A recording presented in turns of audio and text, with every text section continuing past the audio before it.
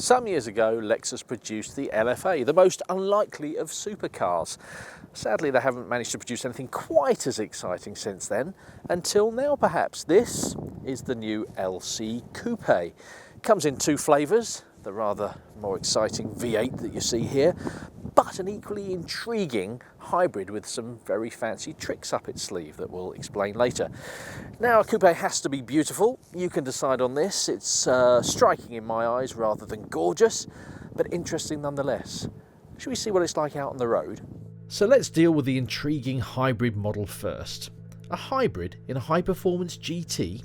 Well, I guess that's the future. But a hybrid with a continuously variable transmission? Really? Lexus has persevered with the CVT, this time adding a 4-speed conventional auto box onto the back of it. With 3 electronically stepped ratios in the CVT for each of the first 3 normal gears, plus the 4th being an overdrive, you effectively get a 10-speed box, as you do in the V8. It means you can accelerate quicker, and crucially, it almost completely does away with the annoying rubber band feel of a normal CVT. Almost. However, the 3.5 litre V6 does sound rather good. So the LC is a great car. It cruises well as a GT should, although the ride is a bit firmer in the hybrid than the V8. The steering is direct, although not Porsche sharp, and there's plenty of grip, even on the racetrack we drove on, and these cars will rarely see a racetrack in road car form, although they will be raced in Japan.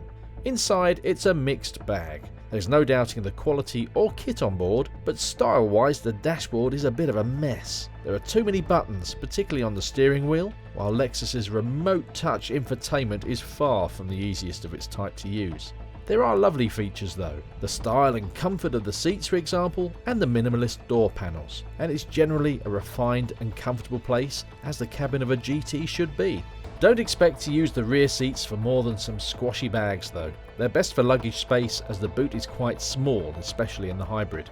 The V8's 0 to 60 mph time of 4.4 seconds is only 0.3 of a second faster than the hybrid, but it's meatier with much more torque and a fantastic engine note. It's also lighter than the hybrid, so it feels a tiny bit more agile, but of course it's thirstier with higher emissions.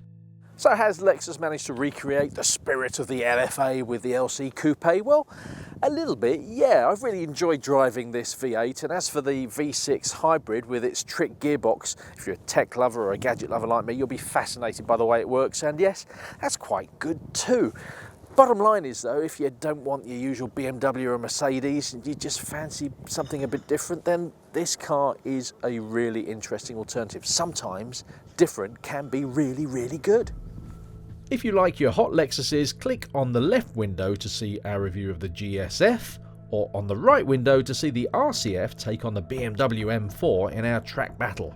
Click on the play icon to see our latest video, and click on our logo to subscribe to our channel.